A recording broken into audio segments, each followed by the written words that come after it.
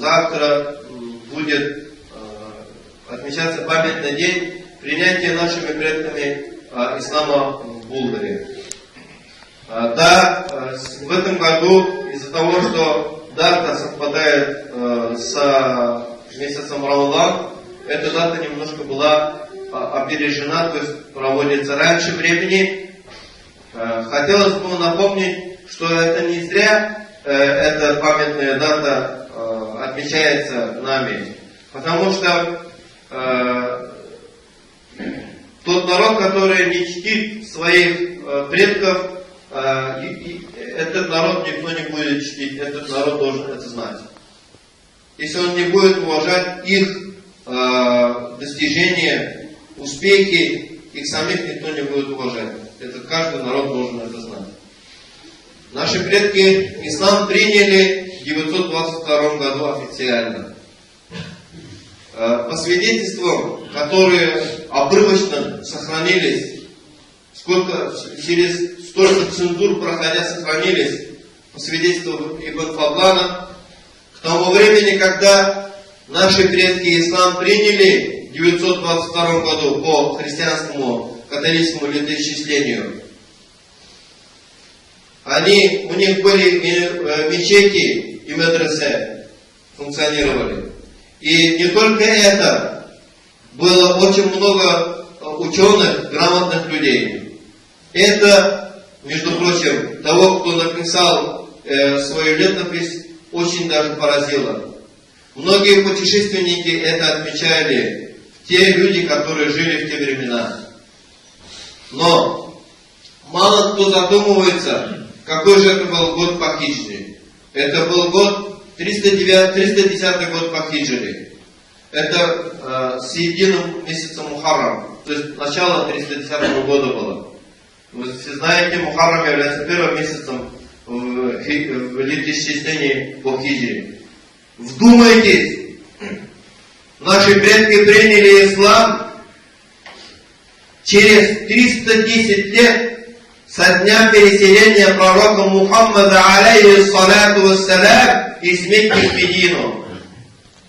Они не приняли ислам из-за того, что Кусто там какое-то море открыл, или какой-то другой ученый что-то открыл в Коране или в сунне пророка, алейхиссалату вассалям. Они осознали истинность ислама, они осознали чистоту ислама, поэтому приняли. Потому что в татарском народе есть выражение «Ислам хак-дин, бак-дин».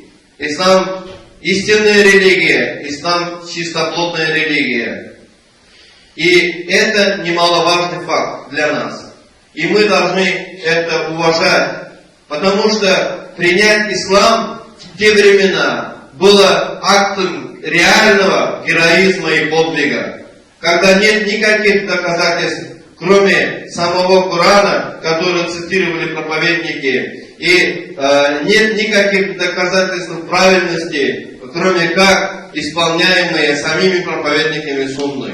Это сегодня и Коран, и сунну максимально постарались изучить. Это сегодня в сердце каждого человека находит вену с надписью «Аллах» на арабском языке. Это сегодня там хотя бы раз в месяц, в течение месяца Рамадан большинство из верующих видит на небе надпись по-арабски «Аллах» облаками написанная. Это сегодня так. А в те времена было тяжело. В те времена не везде была возможность понять истинность истины, ложность лжи. Потому что ложь и последователи максимально оттягивали информацию об истине. И это все понимали.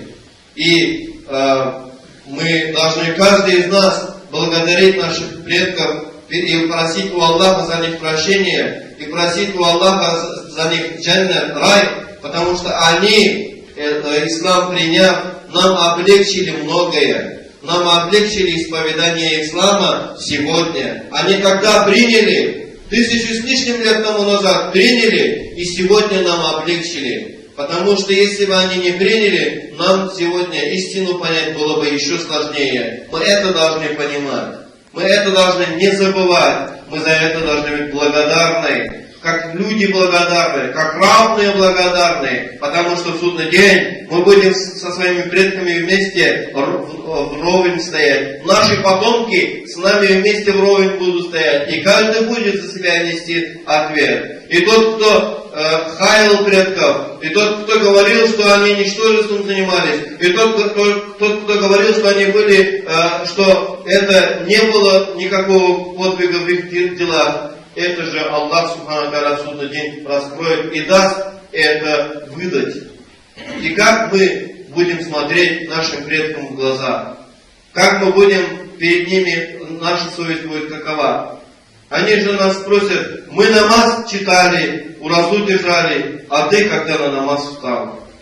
Мы как услышали, так сразу приняли, поняли, а ты когда принял и на намаз встал? Мы, твои предки, ислам приняли, мы оставили информацию об истине, которая до тебя дошла, а ты же после 40, после 50 лет, только тогда, когда у тебя какая-то болезнь нашлась, только тогда, когда тебя дуня прямо чуть ли не погубила, только тогда пришел, скажут, что мы им тогда ответим? Кроме как будем кивать головой и говорить: да, мы перед вами виноваты, то, что мы, не понимая, говорили на вас ложь и навет. Поэтому нужно нам сегодня же каяться перед Аллахом Всевышним.